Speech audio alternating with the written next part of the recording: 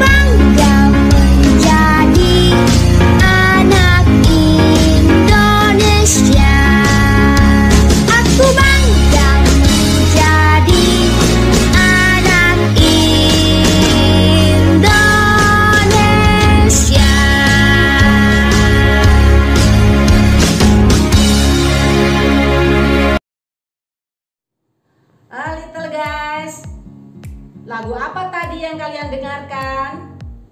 Ya, lagu itu lagu karangan Bapak Ate Mahmud. Judulnya Aku Anak Indonesia. Mengapa Ibu memperdengarkan lagu Aku Anak Indonesia?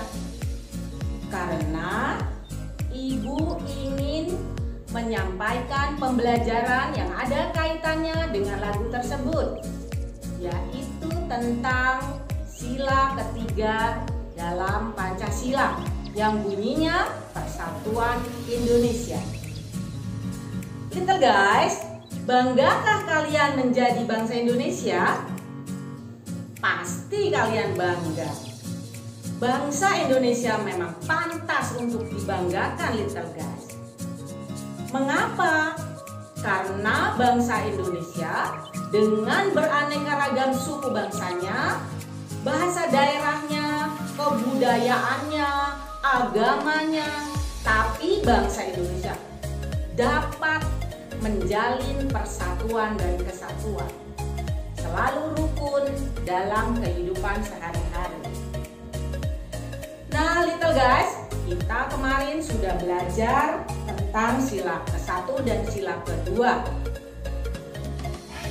Kali ini kita ingin belajar sila ketiga yang mengandung makna suatu usaha menuju persatuan rakyat dalam Negara Kesatuan Republik Indonesia.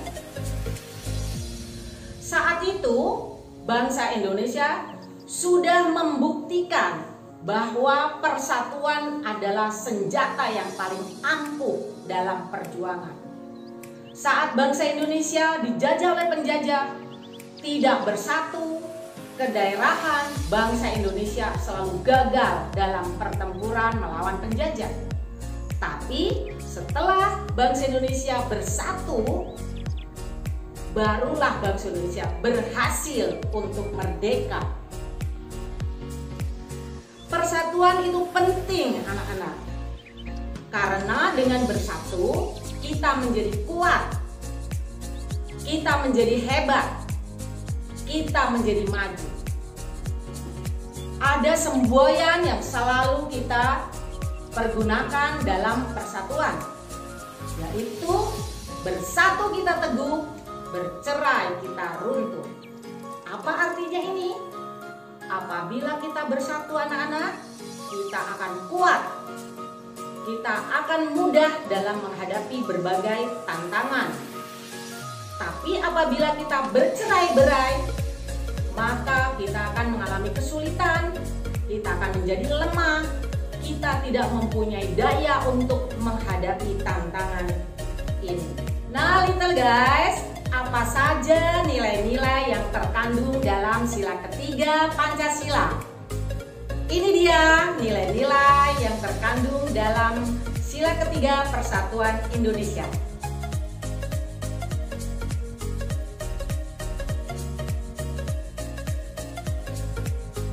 Kita kembali ke negara-negara ASEAN ya.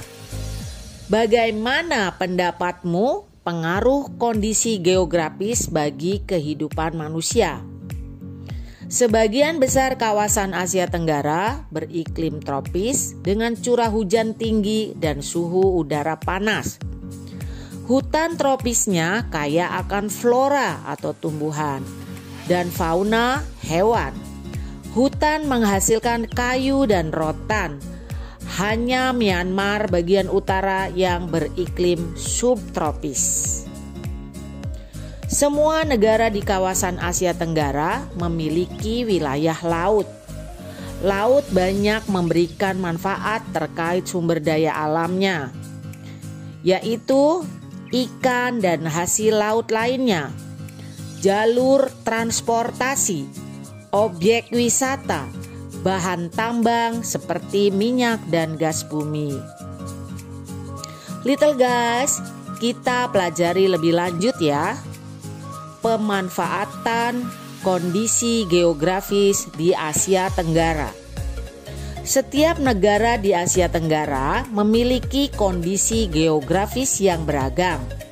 Keragaman kondisi geografis tersebut dimanfaatkan oleh masyarakat sekitar untuk berbagai aktivitas sebagai berikut. Indonesia.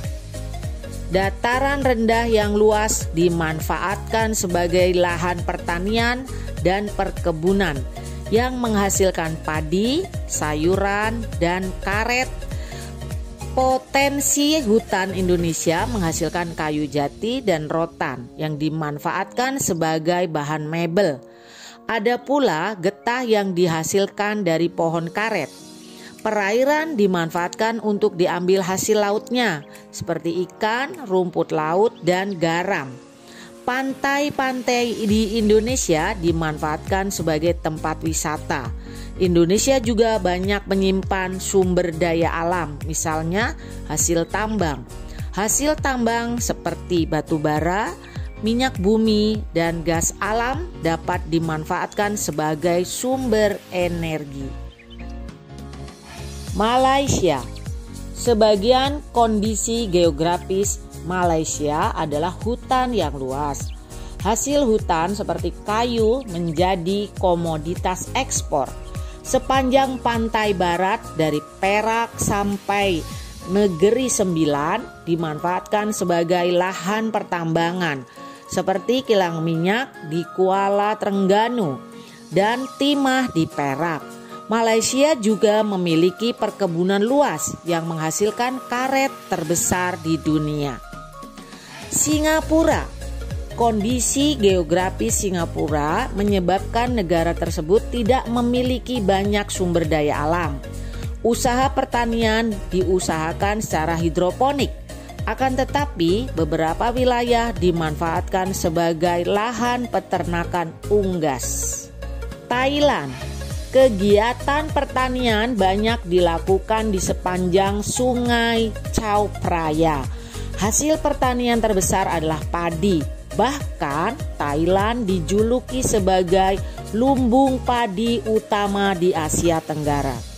Selain hasil pertanian, ada pula hasil pertambangan seperti timah, timbel, seng, dan mangan yang banyak dijumpai di semenanjung Thailand. Sungai Mekong dan Chao Phraya, Selat Malaka, dan Teluk Siam dimanfaatkan penduduk untuk penangkapan ikan. Filipina.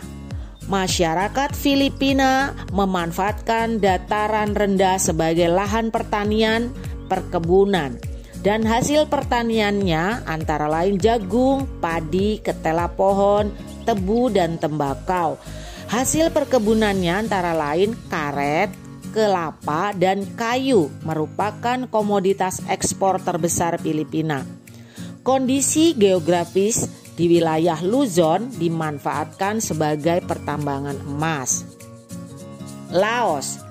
Dataran rendah Vientiane dimanfaatkan sebagai lahan pertanian padi, jagung, dan tembakau. Sumber perikanan Laos terpusat di Sungai Mekong yang menghasilkan ikan karper dan ikan perch. Brunei Darussalam. Sebagian bentang alam Brunei Darussalam menyimpan minyak bumi dan gas alam yang menyumbang 40% pendapatan negara. Minyak bumi dan gas alam terbesar di wilayah Miridan, Kuala Belair. Dataran rendah dimanfaatkan penduduk sebagai lahan pertanian yang menghasilkan padi, kelapa, dan sebagainya. Myanmar. Beberapa wilayah di Myanmar menghasilkan sumber daya alam yang beragam, seperti lembah Sungai Sitang menghasilkan tembakau, Plato San menghasilkan teh dan sayuran. Banyak dihasilkan di pantai Arakan Yoma. Wilayah Tenasserim dimanfaatkan untuk wilayah pertambangan timah. Vietnam. Kota Ho Chi Minh yang berada di dataran rendah menjadi pusat industri utama di Vietnam. Industri yang berkembang di Vietnam antara lain industri pengolahan makanan, penggilingan padi, dan tekstil. Sebagian dataran rendah juga dimanfaatkan sebagai lahan pertanian yang menghasilkan buah, sayur, jagung, ubi jalar, dan kopi. Hutan utama di Vietnam menghasilkan kayu jati dan rotan sebagai bahan baku mebel. Kamboja. Kamboja memiliki Danau Tonle Sap yang merupakan penghasil ikan tawar utama di kawasan Asia Tenggara. Daerah di sekitar Sungai Mekong dan Danau Tonle Sap sangat subur sehingga dimanfaatkan penduduk untuk pertanian padi, umbi-umbian, jagung, dan buncis. Ada pula hasil perkebunan seperti tembakau dan karet. Oke, little guys, sementara pembahasan tentang Asia Tenggara, kondisi geografisnya sudah dulu ya. Mari kita lanjut ke pembahasan yang lain, yaitu tentang karya seni rupa 3 dimensi atau patung. Bahan pembuatan patung dikelompokkan menjadi 4. Apa saja ya? Yaitu bahan lunak, sedang, bahan keras, dan bahan cetak. Yang pertama, bahan lunak, yaitu material yang empuk dan mudah dibentuk. Contohnya tanah liat, lilin, plastisin, dan sabun. Setiap bahan lunak memiliki kekurangan dan kelebihan. Tanah liat yang baik untuk membuat patung adalah harus bersih dari kerikil, rumput, dan bahan lainnya, dan tidak terlalu lembek atau keras. Patung dari tanah liat memerlukan proses pengeringan yang relatif lama. Akan tetapi, patung tanah liat lebih mudah dibentuk sesuai dengan keinginan pembuatnya. Kedua adalah bahan sedang, yaitu bahan yang tidak lunak dan tidak keras, seperti kayu waru, kayu sengon, kayu randu, dan kayu mahoni. Yang ketiga, bahan keras, yaitu bahan yang bersifat keras dan lebih sulit untuk dibentuk, memerlukan teknik-teknik tertentu, contohnya batu, kayu jati, dan marmer. Akan tetapi, patung yang dibuat dengan bahan keras tidak perlu dikeringkan seperti patung yang dibuat dari bahan lunak. Yang terakhir yaitu bahan cetak. Bahan cetak adalah bahan yang biasanya dalam bentuk cairan atau agak cair, misalnya gips, kuningan, perunggu, emas, dan campuran semen pasir. Little guys, selain bahan-bahannya, alat-alat yang digunakan untuk membuat patung juga disesuaikan dengan jenis bahan yang digunakan. Inilah alat-alat yang dapat digunakan untuk membuat patung.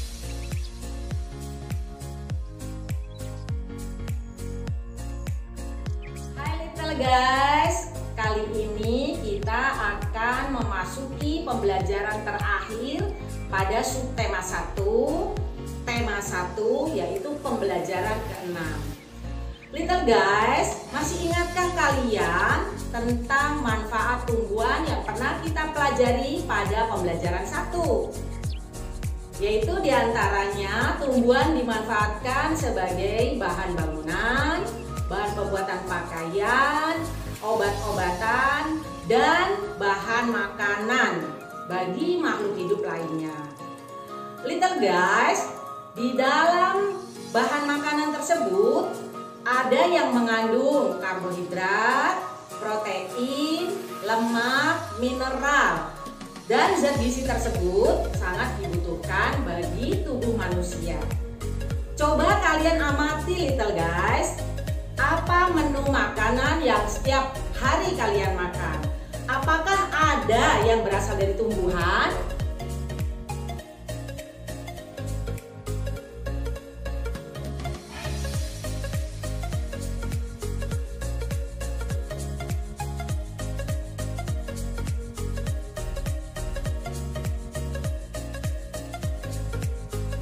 Sudah paham kan kalian?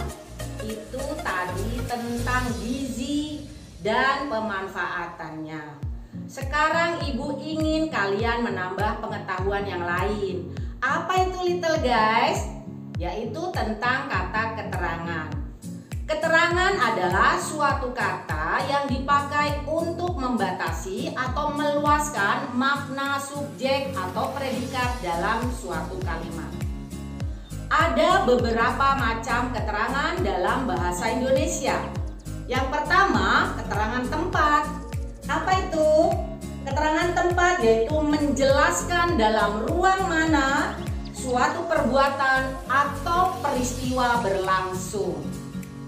Biasanya dinyatakan oleh kelompok kata yang didahului oleh kata tugas, seperti ke, dari, di, dan sebagainya. Contohnya, paman pergi ke Bandung.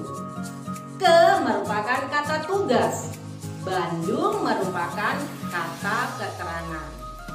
Baik little guys, yang kedua adalah keterangan waktu. Keterangan waktu merupakan kalimat yang menjelaskan dalam bidang waktu, kapan peristiwa itu terjadi. Keterangan waktu biasanya dinyatakan dengan kata tugas seperti kemarin, besok, minggu depan, dan sebagainya. Contohnya, ayah mengajakku bertamasya minggu depan. Keterangan waktunya minggu depan. Yang ketiga adalah keterangan alat. Menerangkan dengan alat apa peristiwa itu berlangsung. Misalnya dengan menggunakan. Contohnya, para penebang pohon menebang pohon menggunakan gergaji mesin. Keterangan alatnya gergaji mesin. Yang keempat adalah keterangan cara. Keterangan cara digunakan untuk menambahkan keterangan pada suatu peristiwa atau kejadian.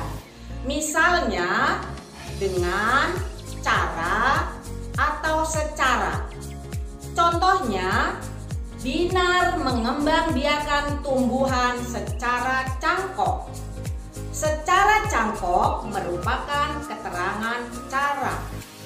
Little guys, masih satu lagi pembahasan kita pada pembelajaran 6 ini. Pada pembelajaran yang lalu, kita sudah mempelajari tentang makna dari sila ketiga Pancasila. Masih ingatkah kalian bunyi sila ketiga dan lambangnya?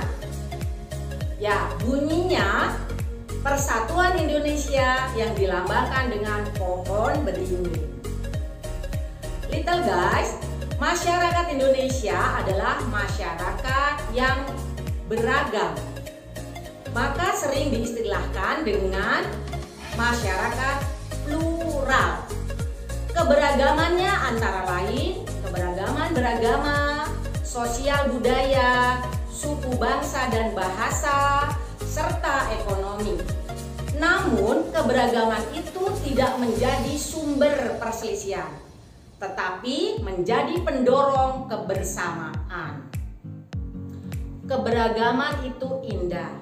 Coba perhatikan jari-jari kita little guys. Ini menunjukkan keberagaman. Lihat berbeda-beda, ada ibu jari, telunjuk, jari tengah, jari manis, dan kelingking. Pekerjaan akan lebih mudah apabila dilakukan dengan bekerja sama. Jari-jari kita bekerja sama dalam melakukan pekerjaan. Bangsa Indonesia pun dapat mewujudkan bangsa Indonesia yang bersatu apabila seluruh bangsa Indonesia menghayati semboyan negara Indonesia, yaitu Bhinneka Tunggal Ika, yang artinya berbeda-beda tetapi satu juga.